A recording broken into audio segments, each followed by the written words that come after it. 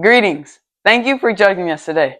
We are the 6 Big Drill Sergeants, a second-year community robotics team, and we would like to tell you about our experiences this season.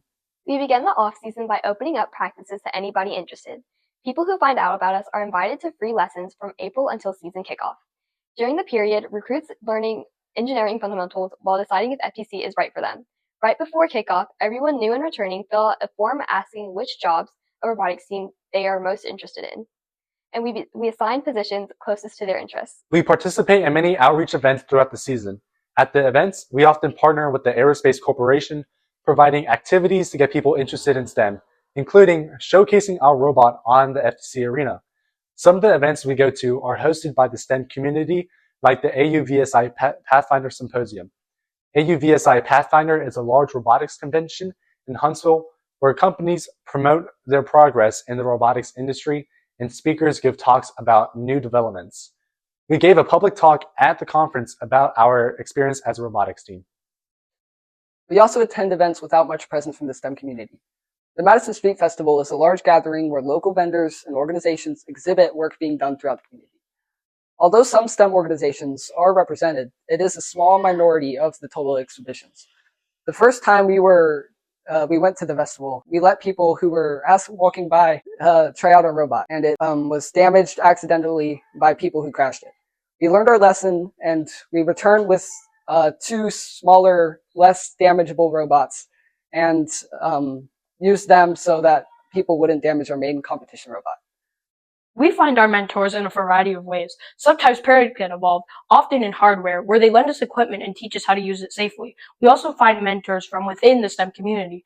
Last year, we contacted a software engineer in the U.S. Army, and he taught our software team how to better organize our code.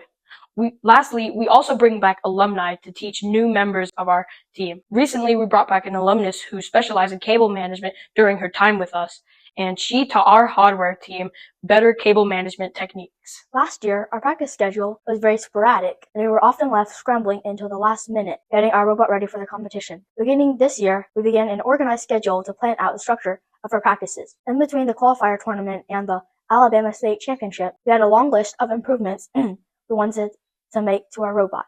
The schedule helps us prioritize which tasks to do first, which tasks to do simultaneously, and let us divide the time between the tasks effectively. Last year, during the auto period, we used primitive controls to tell the robot to run its motors for a certain amount of time.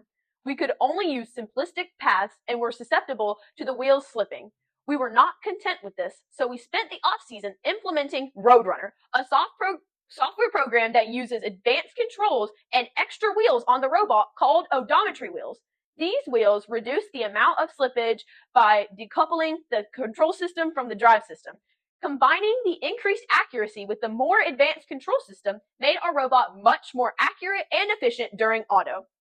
One of the most important design choices of our robot was the robot's claw. After scrimmage, we saw many flaws with the claw, so we decided to make 2 different versions of the claw, which each had their own trade-offs between them. One of them specialized in samples and one of them specialized in specimens. The original claw was good at both of them. Since we wanted our robot to be good at both of them and be able to tackle any situation that happened during the matches, we decided to go with the original claw, but we modified it a bit, and we're currently on our 6th iteration of the claw. We designed a long, heavy arm to reach into the submersible. We discovered that it was not accurate at achieving the required angle to grab the samples. We improved our arm design in 3 ways. First, we added a cam that accurately controlled the arm angle when reaching into the submersible. A full rotation in the cam results in only a 9-degree change in the arm angle, making the control system more accurate. Secondly, we added a constant force spring to the shoulder to reduce the demand on the shoulder motor. Finally, we added an encoder right here directly on the shoulder shaft to remove backslash error in the shoulder.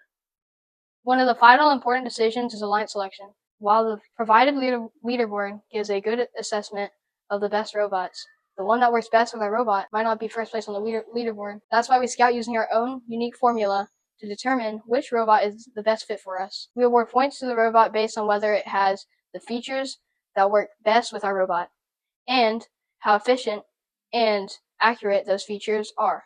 Thank you again for joining us today, and thank you for allowing us the opportunity to compete in such a big tournament.